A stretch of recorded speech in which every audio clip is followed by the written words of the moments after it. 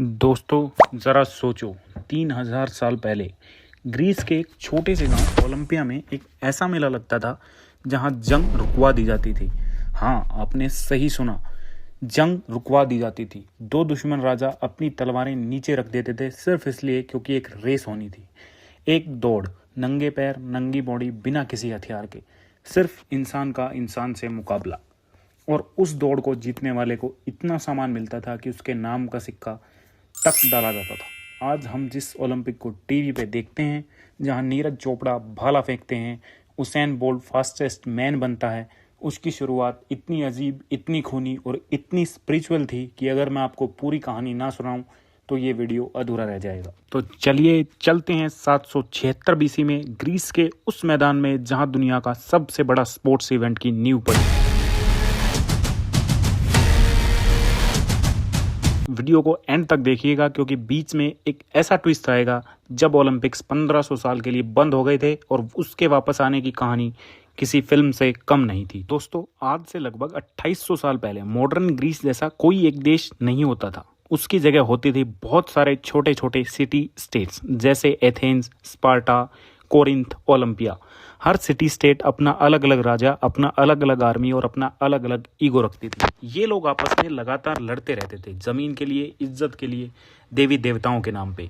लेकिन एक चीज थी जो इन सब को जोड़ती थी, वो था रिलीजन। ये सब लोग ग्रीक देवताओं को मानते थे, ज्यूस, अपोलो, एथेना, और इनमें सबसे पावरफुल थे ज्यूस, जो आसमान और मौसम के देवता माने जाते थे। अब ओलंपिया नाम की जगह जो ग्रीस के पश्चिम में थी, वहां ज्यूस का एक बहुत बड़ा मंदिर था। लोग दूर दूर से वहां ज्यूस की पूजा करने आते थे और यहीं से शुरू होती है असली कहानी। लीजेंड्स कहते हैं, और ध्यान रहे ये लीजेंड है, हिस्टोरिकल फैक्ट नहीं, कि खुद ज्यूस के बेटे हेराकल्स, जिन्हें आप हरक्यूलिस के नाम से जानते हैं, ने ये गेम्स शुरू किए थे। एक कहानी में कहा जाता है कि हेराकल्स ने अपने पिता के सम्मान में ओलंपिया में एक रेस ऑर्गेनाइज की थी और उसी रेस का डिस्टेंस आगे चलकर स्टेडियम कहलाया, जहां से आज का वर्ड स्टेडियम आया है। इंटरेस्टिंग है ना? जो वर्ड आप रोज यूज करते हो स्टेडियम, वो 2800 साल पुरानी एक ग्रीस रेस से निकला हुआ है। अब बात करते हैं हिस्ट्री की, कोई मिथ की नहीं। 776 बीसी में ये वो साल है जिसे हिस्टोरियंस ऑफिशियली पहले ओलंपिक गेम्स का साल मानते हैं। इससे पहले भी शायद छोटे छोटे स्पोर्ट्स इवेंट होते रहे होंगे, लेकिन 776 बीसी का रिकॉर्ड लिखा हुआ मिला है और यहीं से काउंटिंग शुरू होती है। पहले ओलंपिक्स में सिर्फ एक ही इवेंट होता था, स्टेडियम रेस। एक सीधी दौड़ लगभग 192 मीटर की, जो स्टेडियम की पूरी लंबाई के बराबर होती थी। और जीतने वाला कौन था पता है? एक कुक, एक रसोइया, जिसका नाम था कोरोबोस। ये एलिस नाम की जगह का रहने वाला था। इस इंसान का नाम हिस्ट्री में हमेशा के लिए दर्ज हो गया, और सिर्फ इसलिए क्योंकि वो सबसे तेज भागा था।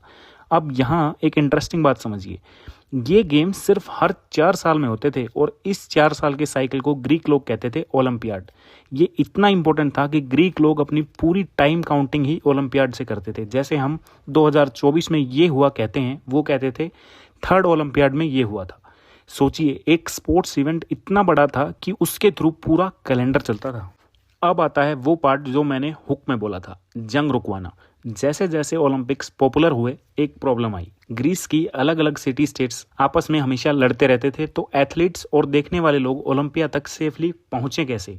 इसका सॉल्यूशन निकाला गया एके चेरिया, जिसे इंग्लिश में कहते हैं ओलंपिक ट्रूस। इसका मतलब था ओलंपिक्स शुरू होने से पहले, ओलंपिक्स के दौरान और ओलंपिक्स खत्म होने के बाद कुछ हफ्तों तक पूरे ग्रीस में जंग बैन हो जाती थी। कोई भी आर्मी किसी एक दूसरे शहर पर अटैक नहीं कर सकती थी। रास्ता सेफ होता था, एथलीट्स बिना डर के ट्रैवल कर सकते थे।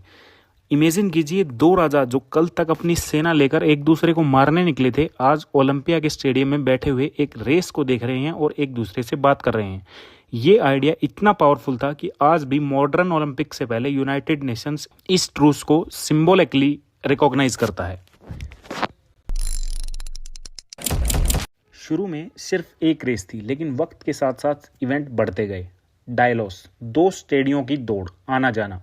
डोलिकोस, long distance race. Wrestling, boxing, जिसमें कई बार लोग सीरियसली घायल हो जाते थे।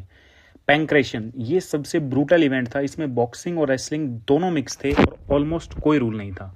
सिर्फ 2 चीजें बैन थी, आंख में उंगली डालना और काटना, बाकी सब कुछ अलाउड था। चैरियट रेसिंग, घोड़ों की गाड़ी की रेस, जो सबसे एक्सपेंसिव और प्रेस्टिजियस गेम माना जाता था। पेंटाथलॉन, 5 इवेंट्स का combo, running, jumping, discus throw, javelin throw और रेसलिंग। एक चीज आपको शॉक कर देगी कि एथलीट्स कंपटीशन में कंप्लीटली न्यूड होते थे। हाँ जी, बिल्कुल न्यूड। क्यों? इसके पीछे 2 रीजंस दिए जाते हैं।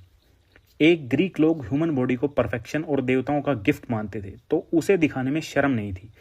2, एक लीजेंड ये भी है कि एक रेस के दौरान एक रनर के कपड़े गिर गए थे और वो उसी तरह जीत गया था, जिसके बाद ये ट्रेंड बन गया। और हाँ, औरतें ओलंपिक्स में पार्टिसिपेट नहीं कर सकती थी और शादीशुदा औरतें तो देखने भी नहीं आ सकती थी, लेकिन उनके लिए अलग से हेरियन गेम्स होते थे जो ज्यूस की पत्नी हेरा के सम्मान में ऑर्गेनाइज किए जाते थे।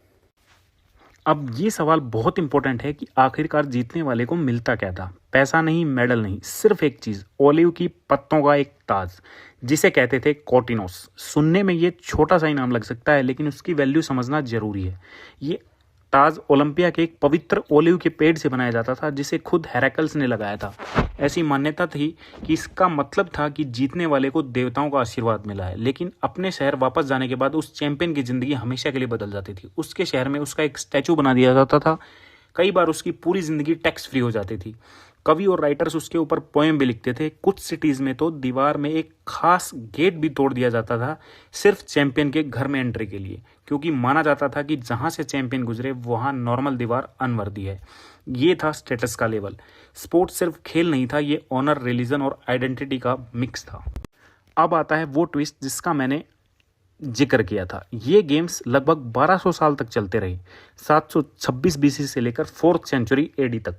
लेकिन फिर दुनिया बदलने लगी। रोम ने ग्रीस को जीत लिया और धीरे धीरे रोमन एम्पायर में क्रिश्चियनिटी ऑफिशियल रिलीजन बन गया। क्रिश्चियन रोमन एम्पायर्स के लिए ये एक बहुत ही पागलपन वाला रिचुअल था। 393 एडी में रोमन एम्पायर थोडसिस 1 ने एक फरमान जारी किया कि सभी पैगन फेस्टिवल्स बैन कर दिए गए और इसी के साथ ओलंपिक्स गेम्स भी हमेशा के लिए बंद कर दिए गए। सोचिए, जो ट्रेडिशन 1200 साल से चल रही थी, एक एम्पायर के एक ऑर्डर से खत्म हो गई। उसके बाद 1500 साल तक, हाँ जी, पूरे 1500 साल तक कोई ओलंपिक्स नहीं हुआ। ओलंपिक्स का स्टेडियम धीरे धीरे मिट्टी में दब गया। भूकंप आए, बाढ़ आई और ये जगह लिटरली हिस्ट्री के गार्बेज में दब कर रह गई, जब तक कि 19th सेंचुरी में आर्कियोलॉजिस्ट ने इसे निकाला नहीं। अब यहाँ से शुरू होती है असली इंस्पायरिंग स्टोरी। 19th सेंचुरी में फ्रांस के एक इंसान थे, बैरन पायरे दे कॉबर्टीन। ये एक एजुकेशनिस्ट थे और इनका मानना था कि स्पोर्ट्स यंग लोगों के कैरेक्टर बिल्डिंग के लिए बहुत ज़रूरी होता है। इन्होंने देखा कि यूरोप में स्पोर्ट्स का सीन बिखरा हुआ है, हर देश अपना अलग अलग सिस्टम चला रहा है, कोई इंटरनेशनल यूनिटी नहीं है। कोबर्टीन ने एक एंशियंट ग्रीक ओलंपिक्स से इंस्पायर होकर एक आइडिया दिया कि क्यों ना दुनिया भर के कंट्रीज के एथलीट्स एक जगह मिलकर कंपटीशन करें, जैसे ग्रीस में होता था। 1894 में पेरिस में कांग्रेस हुई, जहां कोबर्टीन ने अपना विजन रखा। वहां डिसाइड हुआ कि इंटरनेशनल ओलंपिक्स कमेटी IOC बनाया जाएगा और 1896 में एथेंस ग्रीस में ही पहला मॉडर्न ओलंपिक्स ऑर्गेनाइज किया जाएगा, उस जगह को सम्मान देते हुए जहां से ये सब शुरू हुआ था। 6 अप्रैल 1896 को एथेंस के पैनाथेनिक स्टेडियम में, जिसमें 14 कंट्रीज के लगभग 241 एथलीट ने पार्टिसिपेट किया था, मॉडर्न ओलंपिक्स की शुरुआत हुई। और दोस्तों, यहाँ से एक चेन रिएक्शन शुरू हुई है जो आज तक नहीं रुकी। 1900, 1904, हर 4 साल में ओलंपिक्स होते गए। वर्ल्ड वार के छोटे गैप के अलावा और आज ये इवेंट 200 से ज़्यादा कंट्रीज, हजारों एथलीट्स और अरबों लोगों द्वारा देखा जाने वाला दुनिया का सबसे बड़ा स्पोर्ट्स फेस्टिवल बन चुका है। अब मैं आपको 2 क्विक फैक्ट्स बताता हूं जो शायद आपको ना पता हो। ओलंपिक रिंग्स, जो 5 रिंग्स आप देखते हैं, वो 5 कॉन्टिनेंट्स को रिप्रेजेंट करती हैं: अफ्रीका, अमेरिका, एशिया, यूरोप और ओशियनिया। और ये डिज़ाइन खुद कोबर्टीन ने 1913 में बनाया था। ओलंपिक टॉर्च, ये ट्रेडिशन भी एंशिएंट ग्रीक से इंस्पायर्ड है, जहां ओलंपिया में ज्यूस के मंदिर के सामने एक पवित्र अग्नि जलती रहती थी।